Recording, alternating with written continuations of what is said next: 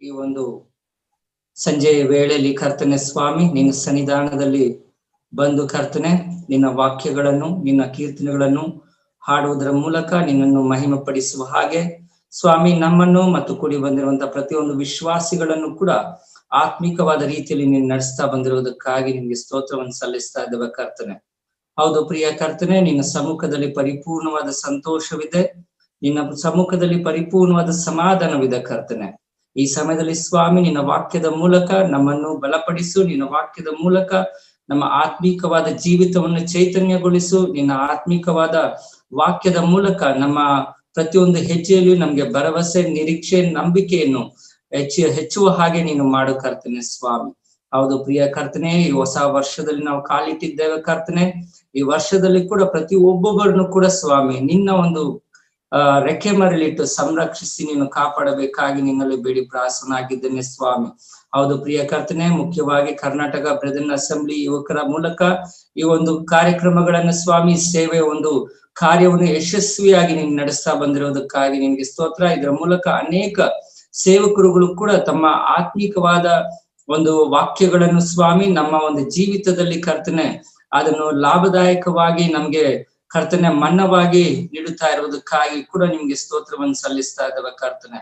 ಹೌದು ಪ್ರಿಯ ಕರ್ತನೆ, ಇದರ ಮೂಲಕ ಅನೇಕರು ಅದರ ಪ್ರಯೋಜನವನ್ನು ಹೊಂದುವ ಹಾಗೆ ಮತ್ತು ಅದರ ಆತ್ಮೀಕವಾದ ರೀತಿಯಲ್ಲಿ ಅನೇಕ ವಿಷಯಗಳಲ್ಲಿ ಸ್ವಾಮಿ ಅಭಿವೃದ್ಧಿ ಹೊಂದುವ ಹಾಗೆ ನೀನ್ ನಡೆಸ್ತಾ ಬಂದಿರುವುದಕ್ಕಾಗಿ ಸ್ತೋತ್ರ ಕರ್ತನೆ.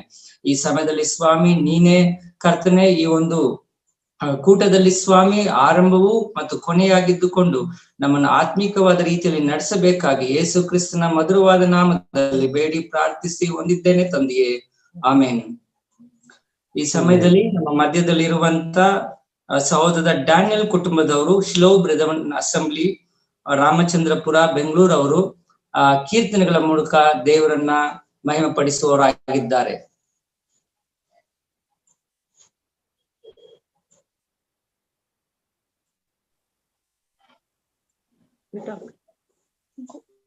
Good morning, good evening. Praise the Lord, all of them. Good evening, everyone. Thank you for to sing a song, and my brother is telling about Psalms chapter 103, verse 1-2.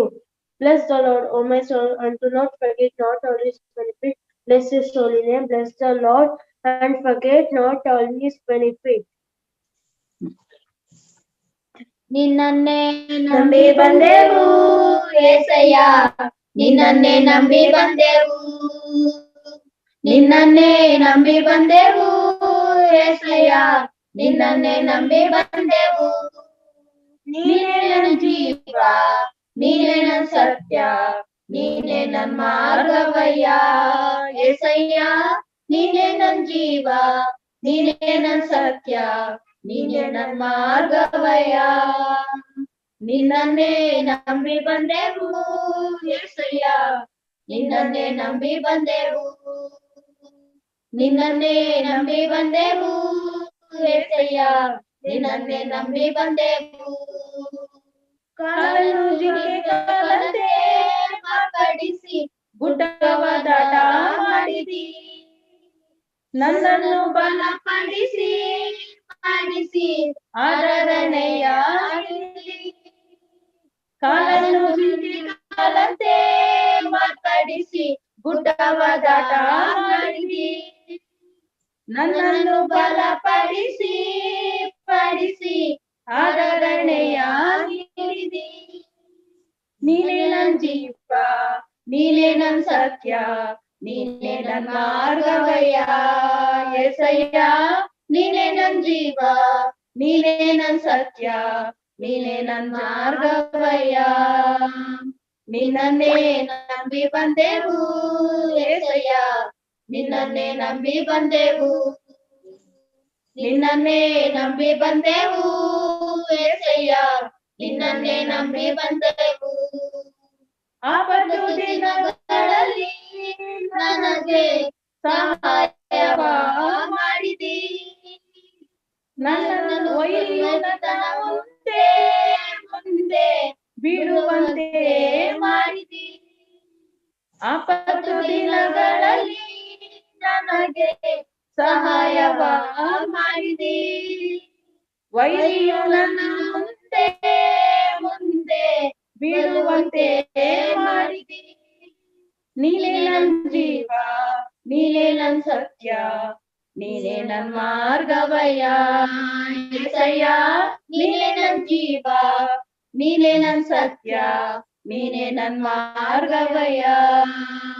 ನಿನ್ನನ್ನೇ ನಂಬಿ ಬಂದೆವು యేసయ్య, ನಿನ್ನನ್ನೇ ನಂಬಿ ಬಂದೆವು. ನಿನ್ನನ್ನೇ ನಂಬಿ ಬಂದೆವು యేసయ్య, ನಿನ್ನನ್ನೇ ನಂಬಿ ಬಂದೆವು. Thank you. ಮಕ್ಕಳನ್ನ ದೇವರ ಆಶೀರ್ವದಿಸ್ಲಿ. ಒಳ್ಳೆಯ ಕೀರ್ತನೆಗಳ ಮೂಲಕ ದೇವರನ್ನು ಮಹಿಮೆ ಪಡಿಸುವುದಕ್ಕಾಗಿ ನಾವು ಅವ್ರಿಗೆ KBI ಮೂಲಕವಾಗಿ ಅವ್ರಿಗೆ ನಾವು ನಮ್ಮ ವಂದನೆಗಳನ್ನು ತಿಳಿಸುವವರಾಗಿದ್ದೇವೆ. ಈ ಸಮಯದಲ್ಲಿ ನಾವು ನಮ್ಮ ಮಧ್ಯದಲ್ಲಿರುವಂತಹ ದೈವ ಸೇವಕರಾದ ಸೈಮನ್ ಬ್ರದರ್ ಅವರು, Shivamogga Bhadravati Christian brother fellowship church ಅವರು ನಮ್ಮ ಮಧ್ಯದಲ್ಲಿದ್ದಾರೆ. ಅವರು ದೇವರ ವಾಕ್ಯವನ್ನು ನಮ್ಮೊಂದಿಗೆ ಅವರು ಹಂಚಿಕೊಳ್ಳುವವರಾಗಿದ್ದಾರೆ. ದೇವರು ತಾನೇ ಆ ವಾಕ್ಯಗಳ ಮೂಲಕ ನಮ್ಮ ಆತ್ಮಿಕವಾದ ಜೀವಿತ ಅಭಿವೃದ್ಧಿ ಆಗುವ ಹಾಗೆ ಅವರನ್ನ ದೇವರ ಆಶೀರ್ವದಿಸಲಿ. ಆ ಒಂದು ದೇವರ ವಾಕ್ಯಕ್ಕೋಸ್ಕರ ಸಹೋದರಾದ ಮಂಜುನಾಥ್ ಅವರು ಪ್ರಾರ್ಥಿಸಬೇಕಾಗಿ ಕೇಳಿಕೊಳ್ಳುತ್ತಾ ಇದ್ದೇನೆ. ಪ್ರಾರ್ಥನೆ ಮಾಡಿಕೊಳ್ಳೋಣ. ಪರಲೋಕದಲ್ಲಿ ವಾಸವಾಗಿರುವಂತಹ ನಮ್ಮ ಸ್ವರ್ಗೀಯ ತಂದೆಯಾದ ದೇವರೇ, ಸ್ವಾಮಿ ಇಂದಿನ ಪರಿಶುದ್ಧ ನಮ್ಮನ್ನು ಕೀರ್ತಿಸ್ತೇವೆ, ಕೊಂಡಾಡ್ತೇವೆ, ಆರಾಧಿಸಿ ಗಣಪಡಿಸ್ತೇವೆ. ಕರ್ತನೆ ಸ್ವಾಮಿ, ಈ ರೀತಿಯಾಗಿ ಕರ್ತನೆ ನಿನ್ನ ಸಮ್ಮುಖದಲ್ಲಿ ನಾವೆಲ್ಲರೂ ಸೇರಿ ಬರ್ಲಿಕ್ಕಾಗುವಾಗೆ ಕೊಟ್ಟಂತ ಕೃಪೆಗಳಿಗಾಗಿ ನಿನಗೆ ಸ್ತೋತ್ರ ಕೊಂಡಾಟಗಳನ್ನು ಸಲ್ಲಿಸ್ತೇವೆ.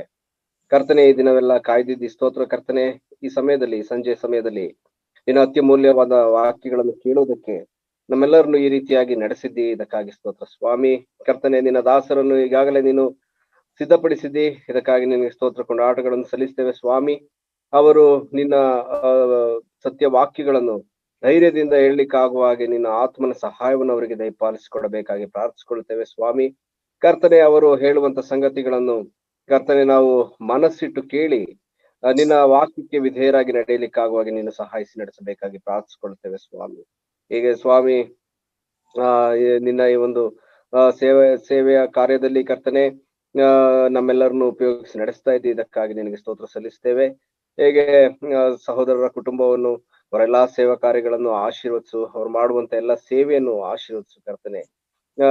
ಅವರಿಗೆ ಸಂಬಂಧಪಟ್ಟದೆಲ್ಲವನ್ನು ನೀನು ಅಭಿವೃದ್ಧಿಪಡಿಸಿ ನೀನೆ ಅವರ ಮೂಲಕ ಮಹಿಮೆ ಹೊಂದಬೇಕಾಗಿ ಪ್ರಾರ್ಥಿಸಿಕೊಳ್ತೇವೆ ಸ್ವಾಮಿ. ಹೀಗೆ ಕರ್ತನೆ ಈ ಕೇಳುವಂತ ನಮ್ಮೆಲ್ಲರನ್ನು ತದೇಕ ಚಿತ್ತದಿಂದ ನಿನ್ನ ವಾಕ್ಯವನ್ನು ಕೇಳಲಿಕ್ಕಾಗುವಾಗ ಸಿದ್ಧಪಡಿಸಿ ನೀನೇ ಒಬ್ಬನೇ ಮಹಿಮೆ ಹೊಂದಿಕೊಳ್ಳಬೇಕಾಗಿ ನಮ್ಮೆಲ್ಲ ಪ್ರಾರ್ಥನೆ ವಿಜ್ಞಾಪನೆಗಳನ್ನು ಯೇಸು ಕ್ರಿಸ್ತರ ಪರಿಶುದ್ಧ ನಾಮದಲ್ಲಿ ತಂದೆಯಾದ ದೇವರಿಗೆ ಸಲ್ಲಿಸ್ತೇವೆ ಸ್ವಾಮಿ. ಆಮೆನ್. ದೇವರ ಸಂದೇಶವನ್ನು ಸೇವಕರಾದ ಸೈಮನ್ ಬ್ರದರ್ ಅವರ ಮೂಲಕ ನಾವು ಕೇಳುವವರಾಗಿರೋಣ.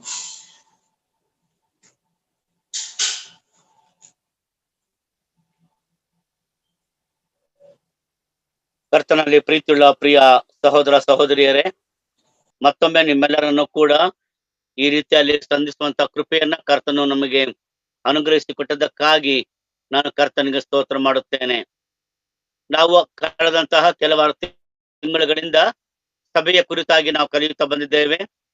ಸಭೆ ಅಂದರೆ ಏನು, ಸಭೆಯ ಕಾರ್ಯಗಳೇನು, ಸಭೆಯು ಎರಡು ಅರ್ಥದಲ್ಲಿ ಸತ್ಯವೇದದಲ್ಲಿ ಬಳಸಲ್ಪಟ್ಟಿದೆ. ಆ ಎರಡು ಅರ್ಥಗಳು ಏನೆಂಬುದಾಗಿ ನಾವೆಲ್ಲರೂ ಕೂಡ ಧ್ಯಾನ ಮಾಡುತ್ತಾ ಬಂದಿದ್ದೇವೆ. ಸಾರ್ವತ್ರಿಕ ಸಭೆ ಮತ್ತು ಸ್ಥಳೀಯ ಸಭೆ. ಬಂದಿದ್ದೇವೆ. ಸಾರ್ವತ್ರಿಕ ಸಭೆಯು ಅನೇಕ ಸಂಗತಿಗಳಿಗೆ ಹೋಲಿಸಲ್ಪಟ್ಟಿದೆ. ಉದಾಹರಣೆಗೆ, ಸಭೆಯು ಕ್ರಿಸ್ತನ ದೇಹಕ್ಕೆ ಹೋಲಿಕೆಯಾಗಿದೆ. ಎಲ್ಲಾ ವಿಶ್ವಾಸಿಗಳು ಆ ದೇಹದ ಅಂಗಗಳು ಎಂಬುದಾಗಿ ನಾವು ಧ್ಯಾನ ಮಾಡುತ್ತಾ ಬಂದಿದ್ದೇವೆ. ಆ ಸತ್ಯಾಂಶವನ್ನ ನಾವು ಸ್ಥಳೀಯ ಸಭೆಯಲ್ಲಿ ಕಾಣುತ್ತೇವೆ. ಸ್ಥಳೀಯ ಸಭೆಯ ಚಟುವಟಿಕೆಗಳು, ಸ್ಥಳೀಯ ಸಭೆಯ ಸೇವೆ, ಸ್ಥಳೀಯ ಸಭೆಯ ಆಚರಣೆಗಳು, ಇವೆಲ್ಲವುಗಳಲ್ಲಿಯೂ ಕೂಡ ಆ ಸಾರ್ವತ್ರಿಕ ಸಭೆಯ ಸತ್ಯವನ್ನ ನಾವು ಪ್ರಾಯೋಗಿಕವಾಗಿ ನಾವು ಸ್ಥಳೀಯ ಸಭೆಯಲ್ಲಿ ನಾವು ಕಾಣುವವರಾಗಿದ್ದೇವೆ. ಸಭೆಯು ಕ್ರಿಸ್ತನ ಮೊದಲ ಗಿತ್ತಿಯಾಗಿದೆ ಎಂಬುದಾಗಿ ಮೊದಲ ಗಿತ್ತಿಗೆ ಹೋಲಿಸಲಾಗಿದೆ. ಕರ್ತನಾಗಿರುವ ಯೇಸು ಕ್ರಿಸ್ತನ ಸಭೆಯ ಮದಲಿಂಗನಾಗಿದ್ದಾನೆ. ಯಾವ ರೀತಿಯಲ್ಲಿ ಈ ಸಾಕನು ಆತನು ಬರ್ಲಿಕ್ಕಿರುವಂತಹ ಆತನ ಪತ್ನಿಗೋಸ್ಕರವಾಗಿ ಆತನು ಕಾಯುತ್ತಾ ಇದ್ದನು, ಅದೇ ರೀತಿಯಾಗಿ ನಾವು ನೋಡುವಾಗ ನಮ್ಮ ಕರ್ತನಾಗಿರುವ ಯೇಸು ಕ್ರಿಸ್ತನ ಮದಲಿಂಗನಾಗಿ ತನ್ನ ಸಭೆಗಾಗಿ ಆತನು ಎದುರು ನೋಡುವವನಾಗಿದ್ದಾನೆ. ಸಭೆಯು ತನ್ನ ಸಿದ್ಧಪಡಿಸಿಕೊಂಡು ಮದಲಿಂಗನಾದ ಕ್ರಿಸ್ತನನ್ನ ಸಂಧಿಸುವುದಕ್ಕಾಗಿ, ಮದಲಿಂಗನಾದ ಕ್ರಿಸ್ತನನ್ನ ಸೇರಿಕೊಳ್ಳುವುದಕ್ಕಾಗಿ ಹೋಗುವಂತದ್ದು ಸಭೆಯಾಗಿದೆ. ಈ ಭೂಲೋಕದ ಮೇಲಿನ ಜೀವನ ಸಭೆಯು ತನ್ನ ಮದಲಿಂಗನನ್ನ ಸೇರಿಕೊಳ್ಳುವುದಕ್ಕಾಗಿ ಮಾಡಿಕೊಳ್ಳುವಂತಹ ಸಿದ್ಧತೆಯಾಗಿದೆ. It's a preparation. The Church of Christ is preparing herself to meet the bridegroom, Christ Jesus. ಮತ್ತೊಂದನ್ನು ನೋಡಿದೆವು. ಸಭೆಯು ದೇವರ ಹೊಲವಾಗಿದೆ, ಸಭೆಯು ದೇವರ ಮಂದಿರವಾಗಿದೆ, ಸಭೆಯು ಅನೇಕ ಸಂಗತಿಗಳಿಗೆ ಹೋಲಿಸಲ್ಪಟ್ಟದ್ದಾಗಿ ನೋಡಿದ್ದೇವೆ. ಈ ಒಂದು ಸಭೆ ಈ ಲೋಕದಲ್ಲಿ ಕರ್ತನಾಗಿರುವ ಯೇಸು ಕ್ರಿಸ್ತನು ಯಾವ ಉದ್ದೇಶಕ್ಕಾಗಿ ಸ್ಥಾಪಿಸಿದ್ದಾನೋ ಆ ಉದ್ದೇಶವನ್ನು ತನ್ನ ಜೀವಿತ, ತನ್ನ ಆರಾಧನೆ, ತನ್ನ ಸಾಕ್ಷಿ, ತನ್ನ ಸೇವೆಯ ಮೂಲಕವಾಗಿ ಸಭೆಯು ಈ ಲೋಕದಲ್ಲಿ ಇರುವ ತನಕ ಕರ್ತನ ಉದ್ದೇಶಗಳನ್ನ ನೆರವೇರಿಸುವಂತದ್ದಾಗಿದೆ. ಸಭೆ ಅದೆಲ್ಲವನ್ನ ಮಾಡುವಾಗ ಕರ್ತನಾಗಿರುವಂತ ಯೇಸು ಕ್ರಿಸ್ತನು ಸಭೆಯನ್ನ ಮಾನ್ಯ ಮಾಡುತ್ತಾನೆ, ಸಭೆಯನ್ನ ಸನ್ಮಾನಿಸುತ್ತಾನೆ, ಸಭೆಯನ್ನ ಗೌರವಿಸುತ್ತಾನೆ. ಆತನು ಸಭೆಯನ್ನ ಮಾನ್ಯ ಮಾಡಿ ಸಭೆಯನ್ನ ಗೌರವಿಸುವಂತದ್ದನ್ನೇ ನಾವು ನೋಡ್ತೇವೆ ಅಂತಂದ್ರೆ ಸಭೆಯ ಒಂದು ಬಹುಮಾನ, ಸಭೆಗೆ ಕರ್ತನು ಕೊಡುವ ಬಹುಮಾನಗಳು.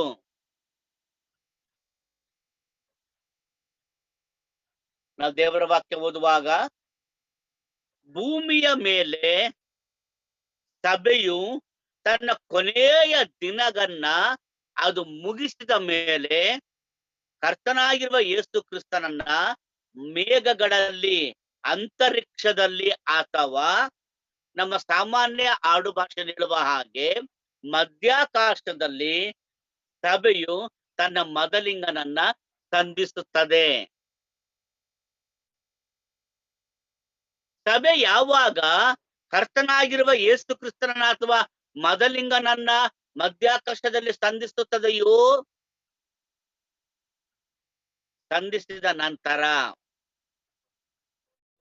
ಪ್ರಾಮುಖ್ಯವಾಗಿ ಪರಲೋಕದಲ್ಲಿ ಅಥವಾ ಸ್ವರ್ಗದಲ್ಲಿ 2 ಕಾರ್ಯಗಳು ಸಂಭವಿಸುತ್ತವೆ.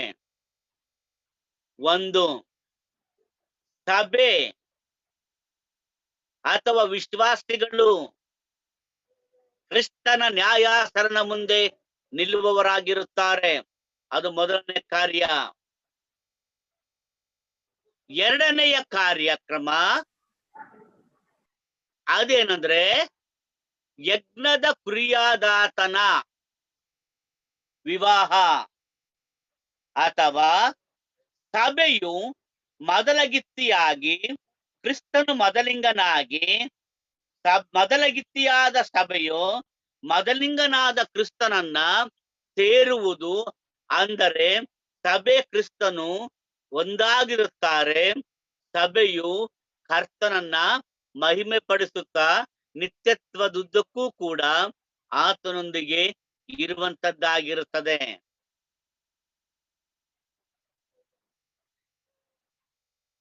ಹಾಗಾದರೆ ಸಭೆಯ ಎತ್ತಲ್ಪಡುವಿಕೆ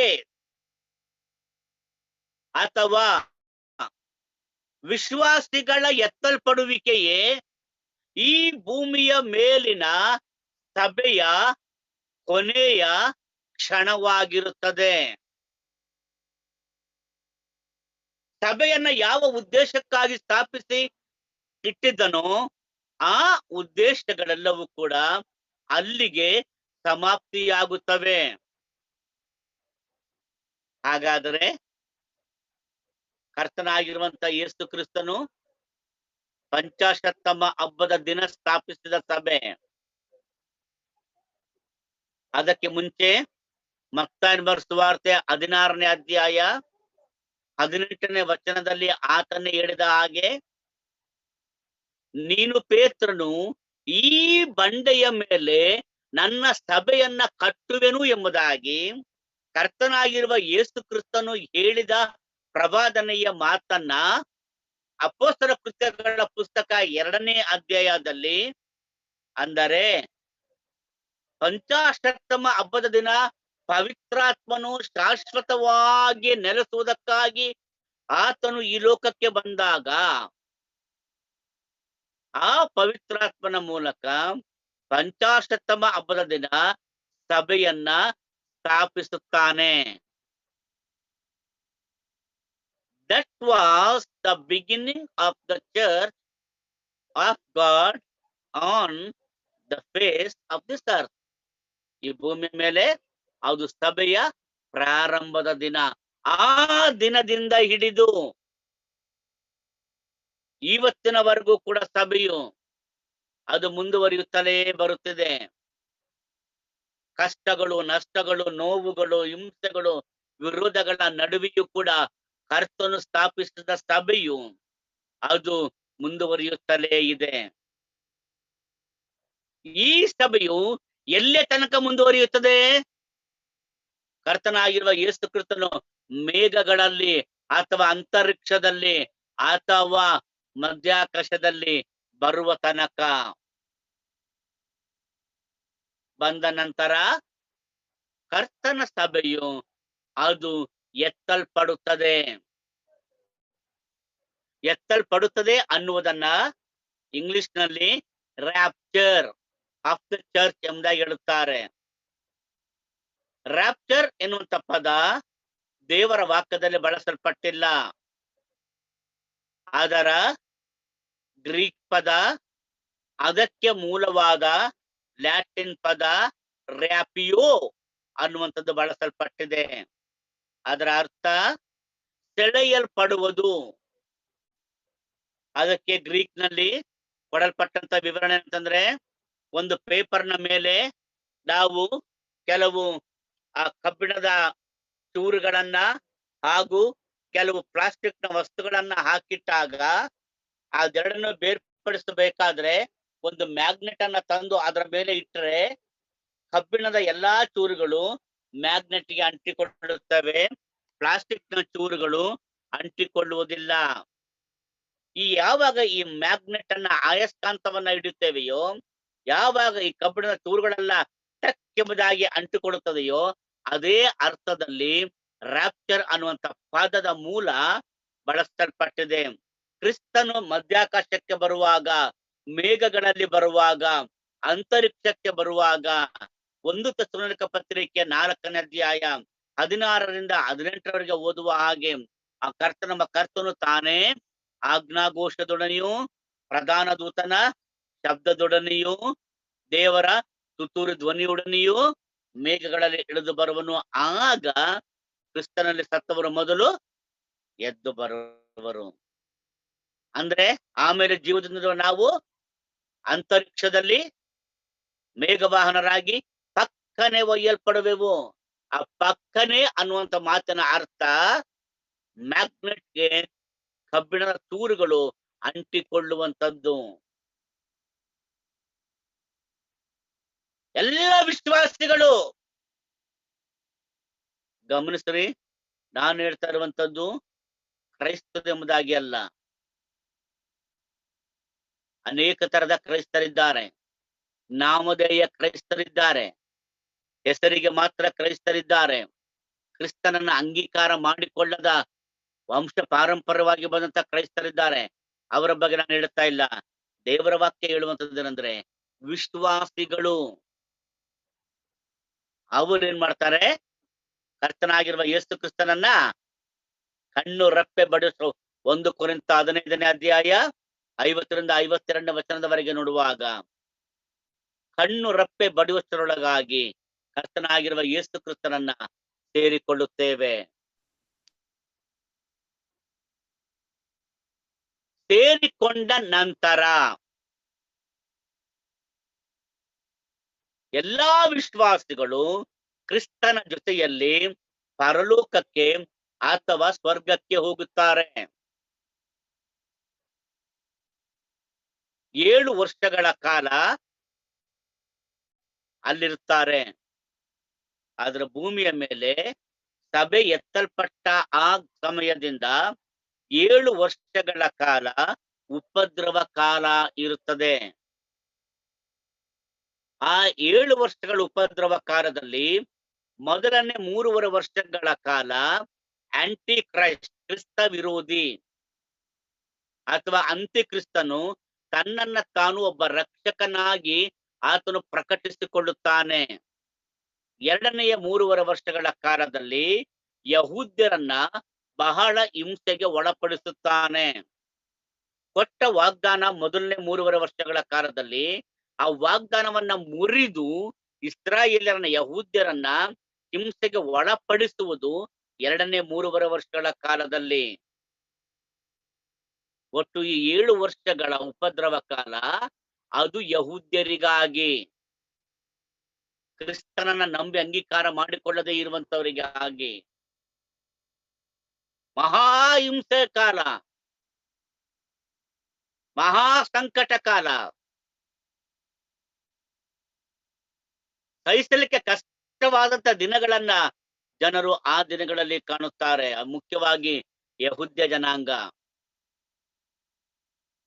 ಯಾವ ಕ್ರಿಸ್ತನನ್ನ ರಕ್ಷಕರೆಂದು ಅಂಗೀಕಾರ ಮಾಡಿಕೊಳ್ಳಲು ತಿರಸ್ಕಾರ ಮಾಡಿದರೋ, ಯಾವ ಯೇಸು ಕ್ರಿಸ್ತನನ್ನ ಮೆಸ್ಸಿಯನೆಂಬುದಾಗಿ ಅಂಗೀಕಾರ ಮಾಡಿಕೊಳ್ಳಲಿಲ್ಲವೋ, ಯಾವ ಕರ್ತನಾಗಿರುವ ಯೇಸು ಕ್ರಿಸ್ತನು ರಕ್ಷಕನಾಗಿ ಬಂದನೆಂಬುದನ್ನ ಅಂಗೀಕಾರ ಮಾಡಿಕೊಳ್ಳದೆ ಆತನು ಕೇವಲ ಒಬ್ಬ ಧಾರ್ಮಿಕ ಮುಖಂಡನೆಂಬಂತೆ ಎಣಿಸಿ ಆತನ ಶಿಲುಬೆಗೇರಿಸಿದರು.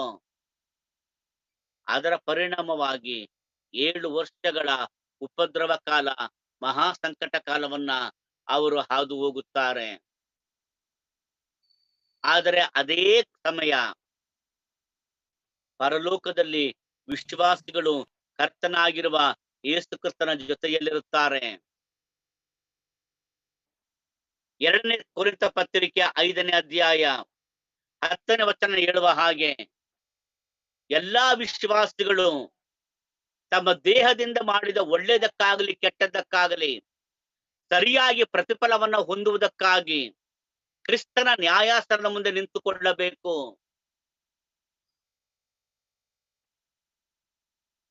ಅದು ಮೊದಲನೆಯ ಒಂದು ಕಾರ್ಯಕ್ರಮ. ಪ್ರತಿಯೊಬ್ಬ ವಿಶ್ವಾಸಿಯು ಕೂಡ ಆತನು ದೇಹದಿಂದ ಮಾಡಿದ ಒಳ್ಳೆಯದಕ್ಕಾಗಲಿ ಕೆಟ್ಟದ್ದಕ್ಕಾಗಲಿ ಸರಿಯಾದ ಪ್ರತಿಫಲವನ್ನ ಪಡೆಯಲೇಬೇಕು. ಅದಕ್ಕೆ ತಕ್ಕ ರೀತಿಯಲ್ಲಿ ಅನೇಕ ವಾಕ್ಯಗಳು, ದೇವರ ವಾಕ್ಯದಲ್ಲಿ ನಾವು ಕಾಣ್ತೇವೆ. ಪ್ರಕಟಣೆ ಗ್ರಂಥ 22ನೇ ಅಧ್ಯಾಯ 12ನೇ ವಚನ, ಇಗೋ ಬೇಗ ಬರುತ್ತೇನೆ, ಪ್ರತಿಯೊಬ್ಬನಿಗೂ ಅವನವನ ನಡತೆಯ ಪ್ರಕಾರ ಕೊಡತಕ್ಕ ಪ್ರತಿಫಲ ನನ್ನ ಕೈಯಲ್ಲಿ ಅದೇ.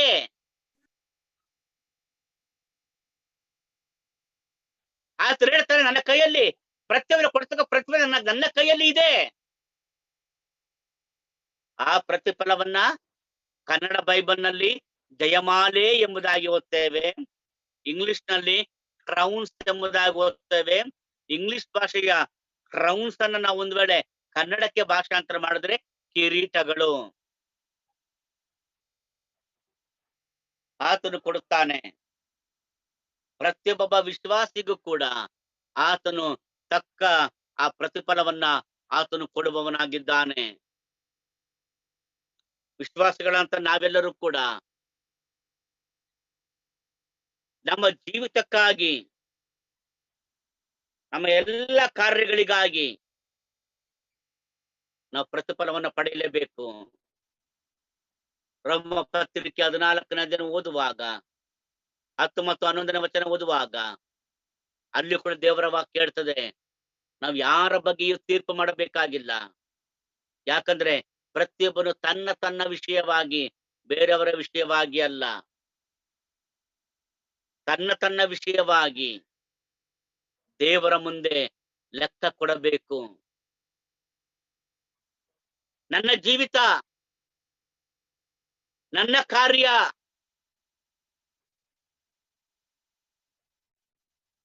ನಾನು ಹೇಗೆ ಕರ್ತನ ಮಹಿಮೆಗಾಗಿ ನಾನು ಜೀವಿಸಿದ್ದೇನೆ, ನನ್ನ ಜೀವಿತದ ಮೂಲಕವಾಗಿ ನಾನು ಹೇಗೆಲ್ಲ ಕರ್ತನನ್ನ ಘನಪಡಿಸಿದ್ದೇನೆ, ಈ ಎಲ್ಲ ಕಾರ್ಯಗಳಿಗೂ ನಾನು ಸರಿಯಾದ ಪ್ರತಿಫಲವನ್ನ, ಇನ್ನೊಂದು ಮಾತಾಡಿದರೆ ಸರಿಯಾದ ಕಿರೀಟವನ್ನ ನಾನು ಕರ್ತನಾಗಿರುವ ಯೇಸು ಕ್ರಿಸ್ತನಿಂದ ನಾನು ಪಡೆಯುವವನಾಗಿರುತ್ತೇನೆ. ಆ ಬಹುಮಾನ ಎಷ್ಟೊಂದು ಬೆಲೆಯುಳ್ಳದ್ದು, ಎಷ್ಟೊಂದು ಘನವಾದದ್ದು ಪ್ರಿಯರೇ.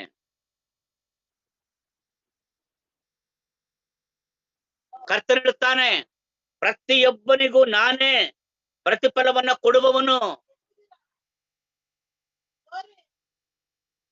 ಹಾಗಾದ್ರೆ ಕರ್ತನಾಗಿರುವಂತ ಯೇಸು ಕ್ರಿಸ್ತನು ಪ್ರತಿಯೊಬ್ಬೊಬ್ಬ ವಿಶ್ವಾಸಿಗಳಿಗೂ ಕೂಡ ಆತನು ಬಹುಮಾನವನ್ನ ಕೊಡುತ್ತಾನೆ.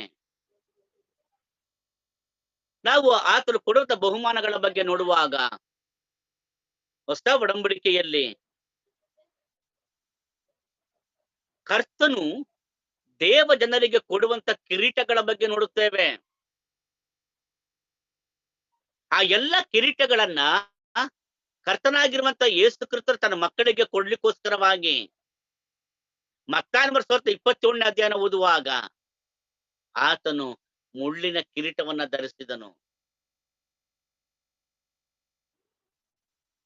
ಆದರೆ ಮುಳ್ಳಿನ ಕಿರೀಟವನ್ನ ಆತನು ಧರಿಸಿದರೂ ಕೂಡ ನಮಗೆ ಯಾರಿಗೂ ಕೂಡ ಮುಳ್ಳಿನ ಕಿರೀಟವನ್ನ ಆತನು ವಾಗ್ದಾನ ಮಾಡಲಿಲ್ಲ. ಆತನು ಮುಳ್ಳಿನ ಕಿರೀಟವನ್ನು ಒಂದು ಧರಿಸಿದನು. ಆತನ ಮುಖದ ಮೇಲೆ ರಕ್ತ ಸುರಿಯಿತು, ಆತನ ತಲೆ ಗಾಯವಾಯಿತು, ಭಯಂಕರವಾದಂತ ನೋವು, ಹಿಂಸೆ ಎಲ್ಲವನ್ನು ಕೂಡ ಕರ್ತನು ಸಹಿಸಿಕೊಂಡನು. ಯಾಕೆ ಗೊತ್ತಾ? ನನ್ನನ್ನು ಮತ್ತು ನಿನ್ನನ್ನ ಕಿರೀಟಗಳಿಂದ ಶೃಂಗರಿಸುವುದಕ್ಕಾಗಿ. ನಾವಿಷ್ಟು ದೇವರ ವಾಕ್ಯದನ್ನ ನಾವು ಅದನ್ನ ಸ್ಪಷ್ಟವಾಗಿ ಓದ್ತೇವೆ. ಮಾರ್ಕನ ಸುವಾರ್ತೆ 15ನೇ ವಚನ, ಯೋಹನ ಸುವಾರ್ತೆ 19ನೇ ಅಧ್ಯಾಯ, ಇದೆಲ್ಲ ಓದ್ತೇವೆ. ನಮ್ಮ ಕರ್ತನಾಗಿರುವ ಯೇಸು ಕ್ರಿಸ್ತನು ಮುಳ್ಳಿನ ಕಿರೀಟವನ್ನ ಧರಿಸಿದನು. ಆತನು ಮುಳ್ಳಿನ ಕಿರೀಟವನ್ನ ಧರಿಸಿರುವುದರಿಂದಲೇ ಇವತ್ತು ನನಗೆ ನಮಗೆ ಆತನು 5 ವಿಧವಾದ ಕಿರೀಟಗಳನ್ನ ನಮಗೆ ಕೊಡುವವನಾಗಿದ್ದಾನೆ. ಪ್ರತಿಯೊಂದೊಂದು ಕಾರ್ಯಗಳಿಗೂ, ಪ್ರತಿಯೊಂದೊಂದು ಸೇವಾ ಕಾರ್ಯಗಳಿಗೂ ಆತನು ಕಿರೀಟಗಳನ್ನ ಕೊಡುವವನಾಗಿದ್ದಾನೆ. ಯಾವಾಗ ಸಭೆಯು ಈ ಕಿರೀಟಗಳನ್ನ ಓದುತ್ತದೆಯೋ ಆಗ ಆ ಕ್ಷಣದಿಂದಲೇ ಸಭೆ ಕ್ರಿಸ್ತನೊಂದಿಗೆ ಜೀವಿಸುವ ನಿತ್ಯತೆಯನ್ನ ಅದು ಪ್ರಾರಂಭ ಮಾಡಿದಂತೆಯೇ. ಸಭೆ ಎತ್ತಲ್ಪಟ್ಟ ನಂತರವೇ ಪ್ರಾರಂಭ. ಹಾಗಾದ್ರೆ ಸಭೆ ಅಂದ್ರೆ ನಾನು ಮತ್ತು ನೀವೇ. ಹಾಗಾದ್ರೆ ನನಗೆ ಮತ್ತು ನಿಮಗೆ ಅಥವಾ ಸಭೆಗೆ ಕರ್ತನು ಕೊಡುವಂತ ಕಿರೀಟಗಳು ಯಾವ್ದ್ಯಾವುದು? ಮೊದಲನೇ ಯಾರಾದ್ರೂ ಆ ವಾಕ್ಯವನ್ನ ಓದೋಣ. ಮೊದಲನೇ ಕೊರಿಂಥ ಪತ್ರಿಕೆ 9ನೇ ಅಧ್ಯಾಯ 24 ಮತ್ತು 25ನೇ ವಚನವನ್ನ ಯಾರಾದ್ರೂ ಒಬ್ರು ಗಟ್ಟಿಯಾಗಿ ಓದಬೇಕೆಂಬುದಾಗಿ ಕೇಳಿಕೊಡುತ್ತೇನೆ. Book of 1 Corinthians chapter 9 verses 24 and 25.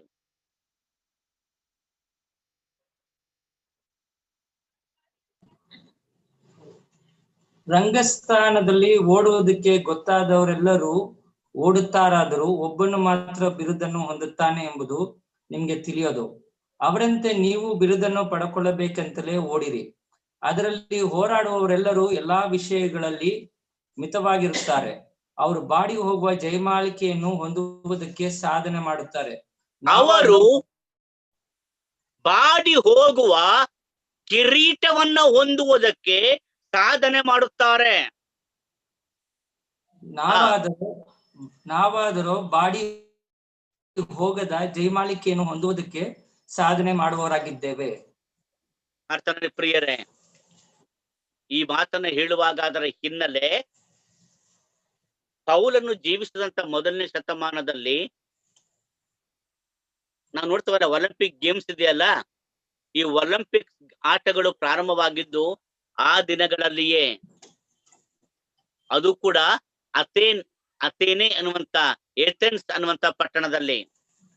ಅಲ್ಲಿ ಆ ದಿನಗಳಲ್ಲಿ ಮೊದಲನೇ ಶತಮಾನದಲ್ಲಿ ಒಂದು ಪ್ರತ್ಯೇಕವಾದಂತ ಒಂದು ಗಿಡ, ಆ ಒಂದು ಗಿಡದಿಂದ ಕಿರೀಟವನ್ನು ಮಾಡ್ತಾ ಇದ್ರು. ಅದರ ಎಲೆ ಬಹಳ ಅಗಲವಾಗಿ ಬಹಳ ಚಂದವಾಗಿ ಅದು ಹರಡುತ್ತಾ ಇದ್ದಂತಹ ಒಂದು ಗಿಡ, ಒಂದು ಬಳ್ಳಿ ರೀತಿಯಲ್ಲಿ. ಅದನ್ನು ಬೇರೆದಕ್ಕೆ ಉಪಯೋಗಿಸ್ತಾ ಇರಲಿಲ್ಲ. ಪೌಲನ ಕಾಲದಲ್ಲಿ ಅದನ್ನ ಏನ್ ಮಾಡ್ತಾ ಇದ್ದಂದ್ರೆ, ಈ ಒಂದು ಆಟದಲ್ಲಿ, ರನ್ನಿಂಗ್ ರೇಸ್ ನಲ್ಲಿ, ಅಥ್ಲೆಟಿಕ್ ನಲ್ಲಿ ಓಡ್ತಾರಲ್ಲ, ಅವರಿಗೆ ಅದನ್ನ ಏನ್ ಮಾಡ್ತಿದ್ರೆ ಕಿರೀಟವಾಗಿ ಇಡ್ತಾ ಇದ್ರು. ಬೆಳಿಗ್ಗೆ ಇಡ್ತಾ ಇದ್ರು, ಆಯ್ತು, ಮನೆಗೆ ಹೋಗ್ತಾ ಇದ್ರು. ಮಾರನೇ ದಿನ ನೋಡುವಾಗ ಅದು ಬಾಡಿ ಹೋಗಿರ್ತಾ ಇತ್ತು. 2 ದಿನ 3 ದಿನ ಆನಂತರ ಅದು ತಗೊಂಡೋಗಿ ಬಿಸಾಡ್ಲೇಬೇಕು. ಆ ಬಹುಮಾನ ಕೊಡಲ್ಪಡುವಂತಹ ಆ ಕ್ಷಣದಲ್ಲಿ ಬಹಳ ಫ್ರೆಶ್ ಆಗಿ ಕಾಣಿಸ್ತದೆ. ಇದನ್ನ ಆಗ ಕೊಡ್ತಾ ಇದ್ರು. ಅದಕ್ಕೆ ಪೌಲ ಹೇಳ್ತಾನೆ, ಅವರು ಬಾಡಿ ಹೋಗುವ ಕಿರೀಟಕ್ಕಾಗಿ ಅವರೆಲ್ಲರೂ ಕೂಡ ಶ್ರಮೆ ಪಡ್ತಾರೆ. ನಾವಾದರೂ ಬಾಡಿ ಹೋಗದ ಕಿರೀಟಕ್ಕಾಗಿ. ಯಾರಿಗೆ? ರಂಗಸ್ಥಾನದಲ್ಲಿ ಓಡುವವರಿಗೆ. ನನ್ನ ಪ್ರಿಯರೇ, ನಾವೆಲ್ಲರೂ ಕೂಡ ನಮ್ಮ ಕ್ರಿಸ್ತ ನಂಬಿಕೆಯನ್ನು ಓಡುತ್ತಲೇ ಇದ್ದೇವೆ. ನಾವು ದೇವರ ವಾಕ್ಯ ಓದುವಾಗ, ಅಪೊಸ್ತಲ ಕೃತ್ಯಗಳ ಪುಸ್ತಕವನ್ನು ಓದುವಾಗ, ಅಪೊಸ್ತಲ ಕೃತ್ಯಗಳ ಪುಸ್ತಕ 23-24ನೇ ಅಧ್ಯಾಯದಲ್ಲಿ ಪೌಲ ಈ ಓಟದ ಬಗ್ಗೆ 3 ಪದ ಬಳಸ್ತಾನೆ. ಅಪೊಸ್ತಲ ಕೃತ್ಯಗಳ ಪುಸ್ತಕದಲ್ಲಿ ಬರುವಾಗ ಆತನು ಹೇಳ್ತಾನೆ, ದೇವರು ನನ್ನನ್ನ ಕರೆದು ನನ್ನ ಮುಂದೆ ಇಟ್ಟಿರುವ ಬಿರುದನ್ನು ಗುರಿ ಮಾಡಿಕೊಂಡು ಓಡಬೇಕೆಂದಿದ್ದೇನೆ. ಅಂದ್ರೆ ಅಪೊಸ್ತಲರ ಕೃತ್ಯದಲ್ಲಿ ಪೌಲ ಹೇಳುವಂತದ್ದು, ನನ್ನನ್ನು ನಾನು ಸಿದ್ಧ ಮಾಡಿಕೊಳ್ಳುತ್ತಿದ್ದೇನೆ. I am preparing myself to run the race. ಸೇವೆ ಎಂಬ ಓಟ, ಕ್ರಿಸ್ತಿಯ ಓಟ. ಅದನ್ನೇ ಫಿಲಿಪಿಯರಿಗೆ ಬರೆದ ಪತ್ರಿಕೆ 3ನೇ ಅಧ್ಯಾಯ 11-12 ಮುಂದಕ್ಕೆ ಬರುವಾಗ ಹೇಳ್ತಾನೆ, ಕ್ರಿಸ್ತನು ನನ್ನನ್ನ ಮೇಲಕ್ಕೆ ಕರೆದು ಆತ ನನ್ನ ಮುಂದೆ ಇಟ್ಟಿರುವ ಬಿರುದನ್ನ ಗುರಿ ಮಾಡಿಕೊಂಡು ಓಡುತ್ತಾ ಇದ್ದೇನೆ. I am running the race. In the book of Acts, he is preparing himself to run the race. In the book of Philippians, he says, I am running the race. In 2 Timothy chapter 4, verse 7 and 8, he says, I have finished my race. ನಾನು ನನ್ನ ಓಟವನ್ನ ಕಡೆಗಾಣಿಸಿದ್ದೇನೆ, ಕ್ರಿಸ್ತ ನಂಬಿಕೆಯನ್ನ ಕಾಪಾಡಿಕೊಂಡಿದ್ದೇನೆ. ಬಹಳ ಅದ್ಭುತವಾದ ಮಾತುಗಳು. ಅಪೊಸ್ತಲರ ಕೃತ್ಯದಲ್ಲಿ ಓಡ್ಲಿಕ್ಕಾಗಿ ನಾನು ಸಿದ್ಧನಾಗಿದ್ದೇನೆ, ಸಿದ್ಧತೆ ಮಾಡಿಕೊಂಡಿದ್ದೇನೆ. ಫಿಲಿಪ್ಪಿ ಪತ್ರಿಕೆಯಲ್ಲಿ ಓಡುತ್ತಾ ಇದ್ದೇನೆ.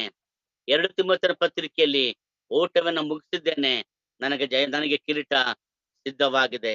ಕರ್ತನಲ್ಲಿ ಪ್ರಿಯರೇ, ಕ್ರಿಸ್ತಿಯ ಜೀವಿತ ಎಂಬ ಓಟವನ್ನ ಓಡುವಂತ ನಾವು, ಕ್ರಿಸ್ತ ನಂಬಿಕೆಯ ಓಟವನ್ನ ಓಡುವಂತ ನಾವು ಯಾವ ರೀತಿಯಲ್ಲಿ ಓಡುತ್ತೇವೆ? ಯಾವ ರೀತಿಯಲ್ಲಿ ನಾವು ಓಡುವವರಾಗಿದ್ದೇವೆ? ನನಗೆ ನೆನಪಿರುವ ಹಾಗೆ 80ರ ದಶಕದಲ್ಲಿ ಭಾರತದ ಒಬ್ಬ ಅಥ್ಲೀಟ್, ಆಕೆ ಹೆಸರು ಶೈನಿ ಅಬ್ರಹಾಂ, ಕೇರಳದಿಂದ ಇದ್ದಂತ ನಮ್ಮ ಭಾರತದ ಬಹಳ ಪ್ರಸಿದ್ಧ ಅಥ್ಲೀಟ್ ಆಗಿದ್ದು. ನಾನು ಅನಿಸ್ತೇನೆ ಅವ್ರೇ ಅಂತೇಳಿ ಶೈನಿ ಅಬ್ರಾಮ್ ಇರ್ಬೋದು ಅನಿಸ್ತೇನೆ. ಆಕೆ ಜಪಾನ್ ನಲ್ಲಿ 100 ಮೀಟರ್ಸ್ ನಲ್ಲಿ ಓಡಿ ಫಸ್ಟ್ ಪ್ರೈಸ್ ಬಂತು. ಬಂದ ಮೇಲೆ ಘೋಷಣೆ ಮಾಡಿದ್ರು ಆಕೆ ಫಸ್ಟ್ ಬಂದೇಳಂತೇಳಿ. ಅದಾಗಿ ಪ್ರಶಸ್ತಿಯನ್ನ ಕೊಟ್ಟು 1 ಗಂಟೆಯಲ್ಲಿ ಮತ್ತೆ ಫೋನ್ ಬಂತು. ಏನಂತ ಹೇಳಿದ್ರೆ ಪ್ರಶಸ್ತಿಯನ್ನ ವಾಪಸ್ ಪಡೆಯಲಾಗಿದೆ. ಯಾಕೆ ನೋಡುವಾಗ ಆ ಪ್ರೋಗ್ರಾಮ್ನ ಅವರು ವಿಡಿಯೋ ಮಾಡಿ, ವಿಡಿಯೋದಲ್ಲಿ ನೋಡುವಾಗ ಆಕೆ ಓಡ್ತಾ ತನ್ನ ಹಿಂದೆ ಬರುವಂತವ್ರಿಗಿಂತ ಮುಂದೆ ಹೋಗ್ತೇನೆ ಎಂಬುದಾಗಿ ಒಂದೇ ಹೆಜ್ಜೆ ಏನ್ ಮಾಡ್ತಾಳೆ ಅಂದ್ರೆ ಪಕ್ಕದ ಟ್ರ್ಯಾಕ್ ನಲ್ಲಿ ಕಾಲಿಟ್ಟು ಮತ್ತೆ ತನ್ನ ಟ್ರ್ಯಾಕ್ ನಲ್ಲಿ ಆಕೆ ಮುಂದುವರಿತಾಳೆ. ಒಂದೇ ಹೆಜ್ಜೆ ಅವಳ ಟ್ರ್ಯಾಕ್ ಬಿಟ್ಟು ಪಕ್ಕದ ಟ್ರ್ಯಾಕ್ ಅಲ್ಲಿ ಒಂದು ಕಾಲಿಟ್ಟು ಮತ್ತೆ ಸರಿ ಮಾಡ್ಕೊಂಡು ಓಡ್ತಾಳೆ. ಅವಾಗ ಏನ್ ಮಾಡ್ತಾರೆ ಅಂದ್ರೆ ಆ ಕಮಿಟಿಯವರು ಪ್ರಶಸ್ತಿನ ವಾಪಸ್ ತಕೊಳ್ತಾರೆ. ಯಾಕೆ? ನಿಯಮದ ಪ್ರಕಾರ ಓಡಲಿಲ್ಲ, ಪಕ್ಕದ ಟ್ರ್ಯಾಕ್ ನಲ್ಲಿ ಒಂದು ಕಾಲಿಟ್ಟಿದ್ದಾರೆ. ನನ್ನ ಪ್ರಿಯ ಸಹೋದರ ಸಹೋದರಿ, ನಾವು ನಮ್ಮ ನಂಬಿಕೆಯ ಓಟವನ್ನು ಓಡ್ತಾ ಇದ್ದೇವೆ. ಇಬ್ರಿಯ ಪತ್ರಿಕೆ 12ನೇ ಅಧ್ಯಾಯ 1-2ನೇ ವಚನ. ಇಷ್ಟು ಮಂದಿ ಸಾಕ್ಷಿಗಳು ಮೇಘದೋಪಾದಿಯ ಸುತ್ತಲೂ ಇರುವುದರಿಂದ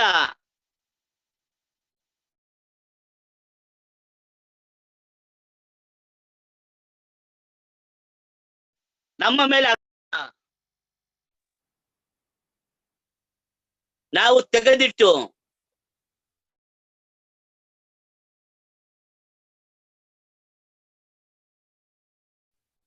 ನಂಬಿಕೆಯನ್ನು ಹುಟ್ಟಿಸುವನು ಕ್ರಿಸ್ತನ ಮೇಲೆ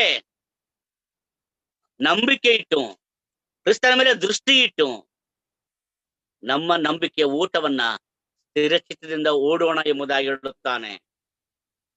ನನ್ನ ಪ್ರಿಯ ಸಹೋದರ ಸಹೋದರಿ, ಕರ್ತ ನಮ್ಮನ್ನ ಕರೆದಿದ್ದಾನೆ. ಕ್ರಿಸ್ತ ನಂಬಿಕೆ ನಮ್ಮನ್ನ ಕರೆದಿದ್ದಾನೆ, ರಕ್ಷಣೆಗಾಗಿ ಕರೆದಿದ್ದಾನೆ. ನಾವು ರಕ್ಷಣೆ ಹೊಂದಿದ್ದೇವೆ, ದೇವರ ಮಕ್ಕಳಾಗಿದ್ದೇವೆ. ಆದ್ರೆ ನಮ್ಮ ಓಟವನ್ನ ನಾವು ಹೇಗೆ ಓಡ್ತಾ ಇದ್ದೇವೆ? ಹೇಗೆ ನಮ್ಮನ್ನ ನಾವು ಸಿದ್ಧಪಡಿಸಿಕೊಂಡು ನಾವು ಓಡುತ್ತಾ ಇದ್ದೇವೆ?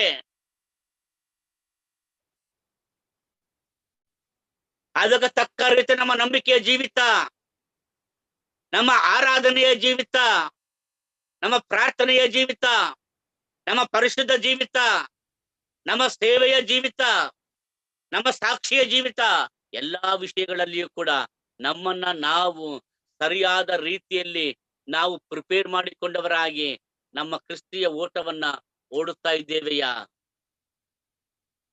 ಲೋಕದವರನ್ನ ನೋಡುವಾಗ ಬಾಡಿ ಹೋಗುವ ಕಿರೀಟಕ್ಕಾಗಿ ಓಡುತ್ತಾರೆ. ನಾವಾದರೂ ಎಂದಿಗೂ ಬಾಡಿ ಹೋಗದ ಜಯಮಾಲಿಕೆ, ಎಂದಿಗೂ ಬಾಡಿ ಹೋಗದ ಆ ಕಿರೀಟಕ್ಕಾಗಿ ನಾವು ಓಡುತ್ತಾ ಇದ್ದೇವೆ. ಸ್ಥಿರಚಿತ್ತದಿಂದ, ದೃಢ ನಂಬಿಕೆಯಿಂದ, ಪರಿಶುದ್ಧತೆಯಿಂದ, ನೀತಿಯಿಂದ, ಸಾಕ್ಷಿಯಿಂದ, ನಿಜವಾದ ಆರಾಧನೆಯಿಂದ, ನಿಜವಾದ ಪರಿಶುದ್ಧತೆಯಿಂದ ನೀವು ಓಡುವುದಾದರೆ ನಾವು ಖಂಡಿತವಾಗಿಯೂ ಎಲ್ಲಾ ವಿಶ್ವಾಸಿಗಳ ಮುಂದೆ, ಕೋಟ್ಯಾನುಕೋಟಿ ವಿಶ್ವಾಸಿಗಳ ಮುಂದೆ ನಾವು ಆ ಕಿರೀಟವನ್ನ ಕರ್ತನಿಂದ ಹೊಂದಿಕೊಳ್ಳಲು ಸಾಧ್ಯ. ಪ್ರಿಯರೇ, ಅಮೆರಿಕದ ಅಧ್ಯಕ್ಷರಾಗಿದ್ದಂತ ಬರಾಕ್ ಒಬಾಮಾ ಭಾರತಕ್ಕೆ ಬಂದಿದ್ರು. ಭಾರತಕ್ಕೆ ಬಂದಿದ್ದಾಗ ಆಗ ಇದ್ದಂತಹ ಸರ್ಕಾರದಲ್ಲಿ ಏನ್ ಮಾಡ್ತಾರೆ, ಸಲ್ಮಾನ್ ಖುರ್ಷಿದ್ ಅನ್ನುವಂತ ಒಬ್ಬ ನಾಯಕನನ್ನ ಅವರ ಜೊತೆಲಿ ಹೋಗಿ ಬರ್ಲಿಕ್ಕೆ, ಎಲ್ಲದಕ್ಕೂ ಓಡಾಡ್ಲಿಕ್ಕೆ ಅವ್ರನ್ನ ಜೊತೆ ಮಾಡ್ತಾರೆ. ಅವಾಗ ಡಾಕ್ಟರ್ ಮನಮೋಹನ್ ಸಿಂಗ್ ಅವರು ಪ್ರಧಾನಮಂತ್ರಿ ಆಗಿರ್ತಾರೆ. ಇವರು ಬರಾಕ್ ಒಬಾಮಾ ಅವರು ಎಲ್ಲಾ ಕಡೆ ಓಡಾಡಿ ಬಂದ ಮೇಲೆ ವಾಪಸ್ ಅವರು ಅಮೆರಿಕಕ್ಕೆ ಹೋಗುವಾಗ ಅವ್ರ ವಿಮಾನ ಹತ್ತುವುದಕ್ಕಿಂತ ಮುಂಚೆ ಸಲ್ಮಾನ್ ಖುರ್ಷಿದ್ ಅವರನ್ನ ಕರೆದು ಅವ್ರಿಗೆ ಒಂದು ಗಿಫ್ಟ್ ಕೊಡ್ತಾರೆ. ನನ್ನನ್ನು ನೀವೆಲ್ಲ ಕಡೆ ಕರ್ಕೊಂಡು ಹೋಗಿದ್ದೀರಾ, ನಿಮಗೆ ತುಂಬಾ ಥ್ಯಾಂಕ್ಸ್ ಅಂತೇಳಿ ನಿಮಗೆ ಒಂದು ಸ್ಮಾಲ್ ಗಿಫ್ಟ್ ಎಂಬುದಾಗಿ ಗಿಫ್ಟ್ ಅನ್ನು ಕೊಡ್ತಾರೆ. ಅದು ಒಂದು ಮೊಮೆಂಟು. ಅದಾಯ್ತು. ಅದು ಹೋದ ಮೇಲೆ ಸಲ್ಮಾನ್ ಖುರ್ಷಿದ್ ಅವರನ್ನ ಪತ್ರಕರ್ತರು ಕೇಳ್ತಾರೆ ಮಾರನೇ ದಿನ. ಅವಾಗ ಸಲ್ಮಾನ್ ಖುರ್ಷಿದ್ ಒಂದು ಮಾತು ಹೇಳ್ತಾರೆ, ಅಮೆರಿಕದ ಅಧ್ಯಕ್ಷ ನನಗೆ ಗಿಫ್ಟ್ ಕೊಟ್ಟಿದ್ದಾರೆ.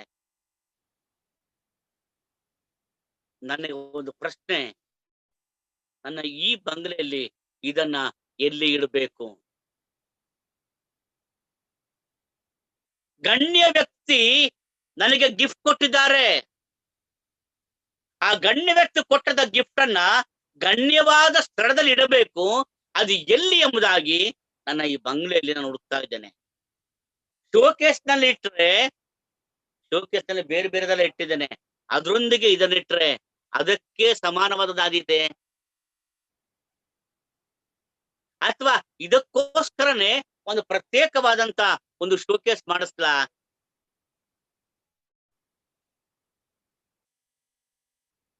ಪ್ರಿಯರೇ, ಒಬ್ಬ ಮನುಷ್ಯ, ಒಬ್ಬ ದೇಶದ ರಾಷ್ಟ್ರಪತಿ ಕೊಟ್ಟಂತ ಗಿಫ್ಟ್ಗೋಸ್ಕರವಾಗಿ ಅದನ್ನು ಎಲ್ಲಿಡಬೇಕು, ಎಷ್ಟು ಬೆಲೆ ಇಡೋದೆಂಬುದಾಗಿ ಅವ್ರು ಯೋಚನೆ ಮಾಡ್ತಾ ಇದ್ರು. ಪತ್ರಕರ್ತ ಕೇಳ್ತಾರೆ, give me some suggestions what to do. ನಾನು ಏನ್ ಮಾಡ್ಬೇಕು, ನೀವು ನನಗೆ ಸಲಹೆ ಕೊಡ್ರಿ. ನನ್ನ ಪ್ರಿಯ ಸಹೋದರ ಸಹೋದರಿ, ಇದು ಅಮೆರಿಕದ ಅಧ್ಯಕ್ಷರು ಒಬ್ಬ ಮಂತ್ರಿಗೆ ಕೊಟ್ಟಂತ ಒಂದು ಗಿಫ್ಟ್. ಅವ್ರಿಗೆ ಗೊತ್ತಿಲ್ಲ ಎಲ್ಲಿ ಇಡಬೇಕು, ಎಷ್ಟು ಬೆಲೆ ಇಡೋದು. ಆದರೆ ರಾಜಾದಿರಾಜನು, ಕರ್ತಾದಿಕರ್ತನು, ರಕ್ಷಕನು, ವಿಮೋಚಕನು, ಲೋಕವನ್ನ ಆಳುವಂತವನು ಒಬ್ಬನೇ ದೇವರು, ಕರ್ತನಾಗಿರುವ ಯೇಸು ಕ್ರಿಸ್ತನು, ಆತ ನನಗೆ ನಿನಗೆ ಕಿರೀಟವನ್ನ ಕೊಡ್ತಾನಲ್ಲ, ಎಷ್ಟು ಬೆಲೆ ಇಡೋದು. ಅಫ್ಕೋರ್ಸ್ ಪ್ರಕಟಣೆ ಗ್ರಂಥ ಇರ್ತದೆ, ನಮ್ಮ ತಲೆ ಪುಟ್ಟದ ಕಿರೀಟಗಳನ್ನ ನಾವು ಆತನ ಪಾದಗಳಲ್ಲಿ ಇಟ್ಟು ನಾವು ಆತನನ್ನ ಆರಾಧಿಸ್ತೇವೆ. But think about that honour, that respect. ಹಾಗಾದ್ರೆ ಆ ಬಹುಮಾನವನ್ನ ಹೊಂದುವುದಕ್ಕೆ ನಾನು ನೀವು ಸಿದ್ಧರಾಗಿದ್ದೇವೆಯಾ? ಆ ಬಹುಮಾನವನ್ನ ಹೊಂದುವ ಹಾಗೆ ನಮ್ಮನ್ನ ನಾವು ಸಿದ್ಧ ಮಾಡಿಕೊಳ್ಳುತ್ತಾ ಇದ್ದೇವೆಯಾ? ಅದು ಎಂದಿಗೂ ಬಾಡಿ ಹೋಗದ ಕಿರೀಟ ಅಥವಾ ಜಯಮಾಲೆ, ಅದು ಒಂದು. ಎರಡನೇದಾಗಿ ಫಿಲಿಪ್ಪಿ ಪತ್ರಿಕೆ 4ನೇ ಅಧ್ಯಾಯ 1ನೇ ವಚನ. Book of Philippians chapter 4 verse 1. ಯಾರಾದ್ರೂ ಆ ವಾಕ್ಯವನ್ನ ಓದೋಣ.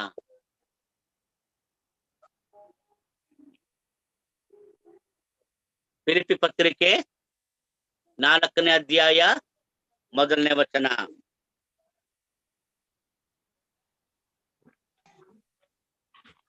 ಬೈಬಲ್ ಕೊಡಿ, ಬೈಬಲ್ ನಾನು ಯೂಸ್ಬಿಟ್ಟೆ ಅವ್ರ ಅಂಕಲ್. ಹೀಗಿರಲಾಗಿ ಪ್ರಿಯರು ಇಷ್ಟರು ಆದ ನನ್ನ ಸಹೋದರರೇ, ನನಗೆ ಸಂತೋಷವೂ ಜಯಮಾಲೆಯೂ ಆಗಿರುವವರೇ, ನಾನು ಹೇಳಿದಂತೆ ಕರ್ತನಲ್ಲಿ ದೃಢವಾಗಿ ನಿಲ್ಲಿರಿ. ಪ್ರಿಯರೇ, ಕರ್ತನಲ್ಲಿ ಒಂದೇ ಮನಸ್ಸುಳ್ಳವರಾಗಿರಿ ಎಂದು ಯಹೂದ್ಯಳನ್ನು ಸಂತುಕೆಯನ್ನು ಪ್ರಬೋಧಿಸುತ್ತೇನೆ. ಸತ್ಯ ಸಂಯೋಜನೆ ಅವರಿಗೆ ಸಹಾಯಕನಾಗಿರಬೇಕೆಂದು ನಿನ್ನನ್ನು ಕೇಳಿಕೊಳ್ಳುತ್ತೇನೆ. ಅವರು ಕ್ಲೆಮೆನ್ಸ್ 4ನೇ ಅಧ್ಯಾಯ 1ನೇ ವಚನ. ಹೀಗಿರಲಾಗಿ ಪ್ರಿಯರು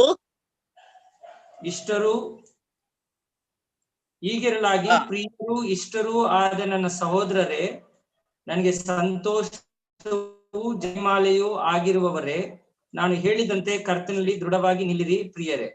ಓಕೆ. ಎರಡನೇದಾಗಿ ಸಂತೋಷದ ಜಯಮಾಲೆ. ಮೊದಲನೇದಾಗಿ ಬಾಡಿ ಹೋಗದ ಜಯಮಾಲೆ, ಎರಡನೇದಾಗಿ ಸಂತೋಷದ ಜಯಮಾಲೆ. 2 ತೆಸಲೋನಿಕ ಪತ್ರಿಕೆ 2ನೇ ಅಧ್ಯಾಯ 19ನೇ ವಚನದಲ್ಲಿಯೂ ಕೂಡ ನಾವು ಮತ್ತೊಂದು ಮಾತನ್ನು ನಾವು ಓದುತ್ತೇವೆ. 1 ತೆಸಲೋನಿಕ 2ನೇ ಅಧ್ಯಾಯ 19ನೇ ವಾಕ್ಯ.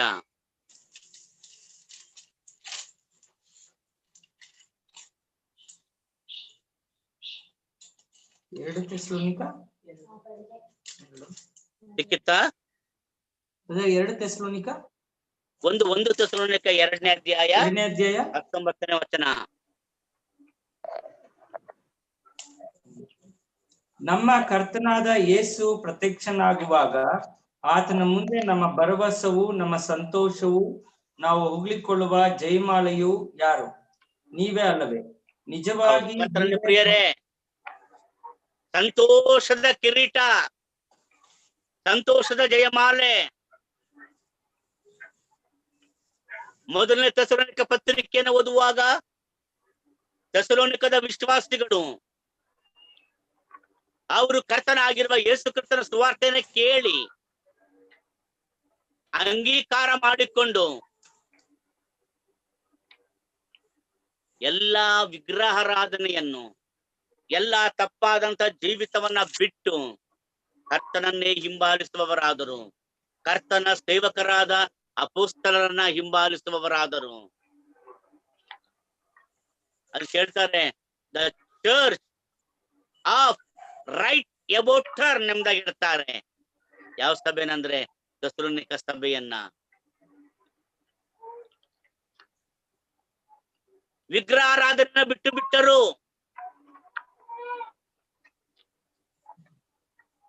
ತಪ್ಪಾದ ಕಾರ್ಯಗಳನ್ನು ಬಿಟ್ಟು ಬಿಟ್ಟರು. ಕರ್ತನನ್ನು ಮಾತ್ರವೇ ಆಶ್ರಯಿಸಿಕೊಂಡವರಾಗಿ, ಕರ್ತನನ್ನು ಮಾತ್ರವೇ ಹಿಂಬಾಲಿಸುವವರಾಗಿ, ಕರ್ತನಿಗೋಸ್ಕರವಾಗಿಯೇ ಜೀವಿಸುವವರಾದರು. ಆದ್ದರಿಂದಲೇ ಥೆಸಲೋನಿಕದವರಿಗೆ ಪತ್ರಿಕೆಯನ್ನು ಬರೆಯುವಾಗ, ಥೆಸಲೋನಿಕ ಪತ್ರಿಕೆ ಮೊದಲನೇ ಪತ್ರಿಕೆ 5 ಅಧ್ಯಾಯಗಳಿದೆ. ಪ್ರತಿ ಅಧ್ಯಾಯ ಅಂತ್ಯವಾಗುವುದು ಕರ್ತನ ಬರುಣದ ವಾಗ್ದಾನದೊಂದಿಗೆ. What a blessed church it was. In every chapter, we could see the promise of coming of the Lord.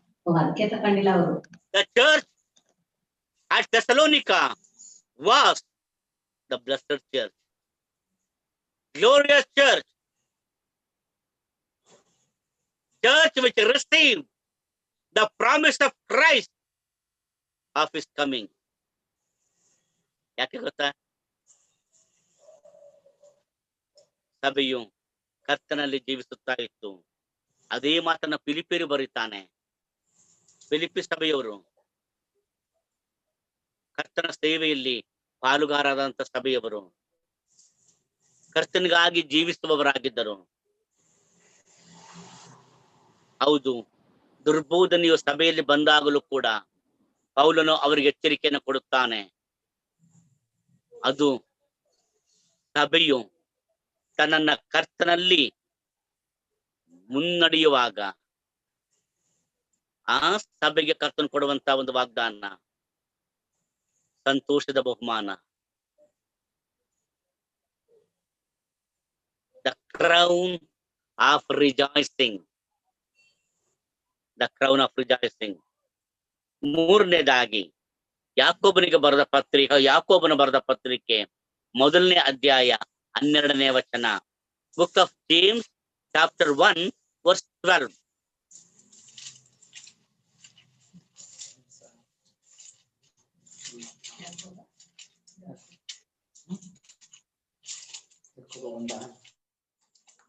Who are enduring the sufferings in the world.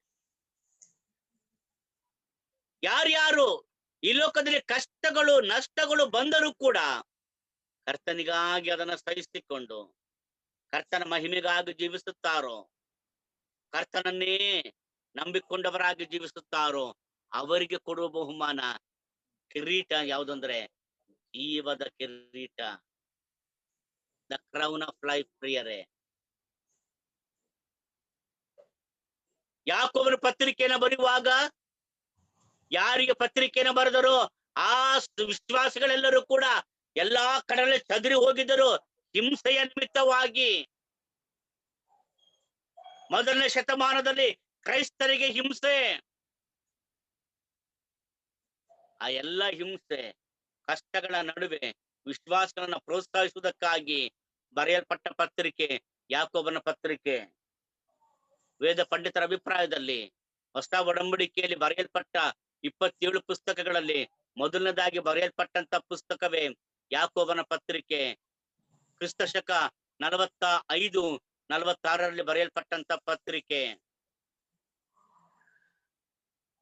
ಆ ಕಾಲದಲ್ಲಿ ಕ್ರೈಸ್ತರಿಗೆ ಹಿಂಸೆಯು ಬಹಳವಾಗಿ ಹೆಚ್ಚಾಗುತ್ತಾ ಬರುತ್ತಿತ್ತು. ಅವರನ್ನ ಪ್ರೋತ್ಸಾಹಿಸುವುದಕ್ಕಾಗಿ ಬರೀತಾನೆ, crown of life will be given to you. ಜೀವದ ಕಿರೀಟ ನಿಮಗೆ ಕೊಡಲ್ಪಡುತ್ತದೆ. 4ನೇದಾಗಿ 2 ತಿಮೋತಿ 4ನೇ ಅಧ್ಯಾಯ 8ನೇ ವಚನ. 2 ತಿಮೋತಿನ ಪತ್ರಿಕೆ 4ನೇ ಅಧ್ಯಾಯ 8ನೇ ವಚನ. ಪೌಲನು ತಿಮೋತಿನಿಗೆ ಬರೆಯುವಾಗ ತನ್ನ ಕೊನೆಯ ದಿನಗಳ ಬಗ್ಗೆ ಆತನು ಬರೆಯುತ್ತಾನೆ. 2 ತಿಮೋತಿ 4ನೇ ಅಧ್ಯಾಯ 8ನೇ ವಚನ. ನೀತಿವಂತರಿಗೆ ದೊರಕುವ ಜಯಮಾಲೆಯು ಮುಂದೆ ನನಗೆ ಸಿದ್ಧವಾಗಿದೆ. ಅದನ್ನು ನೀತಿಯುಳ್ಳ ನ್ಯಾಯಾಧಿಪತಿಯಾಗಿರುವ ಕರ್ತನು ಆ ದಿನದಲ್ಲಿ ನನಗೆ ಕೊಡುವನು. ನನಗೆ ಮಾತ್ರವಲ್ಲದೆ ತನ್ನ ಪ್ರತ್ಯಕ್ಷತೆಯನ್ನು ಪ್ರೀತಿಸುವವರೆಲ್ಲರಿಗೂ ಕೊಡುವನು. ಕ್ರೌನ್ ಆಫ್ ರೈಚಸ್ನೆಸ್, ನೀತಿಯ ಕಿರೀಟ. ಕರ್ತನ ಸೇವೆಯನ್ನ ಮಾಡಿದಂತ ಪೌಲ ಹೇಳುತ್ತಾನೆ, ನನ್ನ ಓಟವನ್ನು ಕಡೆಗಾಣಿಸಿದ್ದೇನೆ, ಕ್ರಿಸ್ತ ನಂಬಿಕೆಯನ್ನು ಕಾಪಾಡಿಕೊಂಡಿದ್ದೇನೆ, ನೀತಿವಂತರಿಗೆ ದೊರಕುವ ಜಯಮಾಲೆಯು ನನಗೆ ಸಿದ್ಧವಾಗಿದೆ. ನನ್ನ ಪ್ರಿಯರೇ, ಪೌಲನು ಕಷ್ಟ, ನಷ್ಟ, ನೋವು, ನಲಿವು ಎಲ್ಲಾ ಪರಿಸ್ಥಿತಿಗಳಲ್ಲಿಯೂ ಕರ್ತನನ್ನು ಮಾತ್ರ ಆತುಕೊಂಡವನಾಗಿ ಜೀವಿಸಿದ್ದನು. ಆದ್ದರಿಂದಲೇ ಅವನು ಹೇಳ್ತಿದ್ದ, ನನಗೆ ಮಾತ್ರವಲ್ಲ, ಕ್ರಿಸ್ತನ ಪ್ರತ್ಯಕ್ಷತೆಯನ್ನು ಪ್ರೀತಿಸುವರೆಲ್ಲರಿಗೂ ಕೂಡ ಕರ್ತನು ಈ ನೀತಿಯ ಕಿರೀಟವನ್ನ ಆತನು ಕೊಡುತ್ತಾನೆ. ನಾವು ಆ ನೀತಿಯ ಕಿರೀಟವನ್ನು ಹೊಂದುವ ಹಾಗೆ ನಮಗೆ ಕೊಡಲ್ಪಟ್ಟಂತ ಜವಾಬ್ದಾರಿಕೆ, ನಮಗೆ ಕೊಡಲ್ಪಟ್ಟಂತ ಸೇವೆಯನ್ನ ಆತನ ಮಹಿಮೆಗಾಗಿ, ಆತನ ಮೆಚ್ಚುಗೆಯಾಗಿ, ಆತನ ಅಂಗೀಕರಿಸಲ್ಪಡುವ ಹಾಗೆ ಮಾಡುತ್ತಾ ಇದ್ದೇವೆಯಾ? ಕೊನೆಯದಾಗಿ 1 ಪೇತ್ರ 5ನೇ ಅಧ್ಯಾಯ 14ನೇ ವಚನ. Book of 1 Peter chapter 5 verse 14. ನನ್ನ ಮಗನಾದ ಮಾರ್ಕನು ಸಹ ವಂದನೆ ಹೇಳುತ್ತಾನೆ. ಪ್ರೀತಿಯಿಂದ ಮುದ್ದಿಟ್ಟು ಒಬ್ಬರನ್ನೊಬ್ಬರು ವಂದಿಸಿರಿ. ಕ್ರಿಸ್ತನಲ್ಲಿರುವ ನಿಮ್ಮೆಲ್ಲರಿಗೂ ಶಾಂತಿ ಇರಲಿ. 1 ಪೇತ್ರ 5ನೇ ಅಧ್ಯಾಯ 14ನೇ ವಚನ. ಸಾರಿ 4ನೇ ವಚನ. 14ರ 4.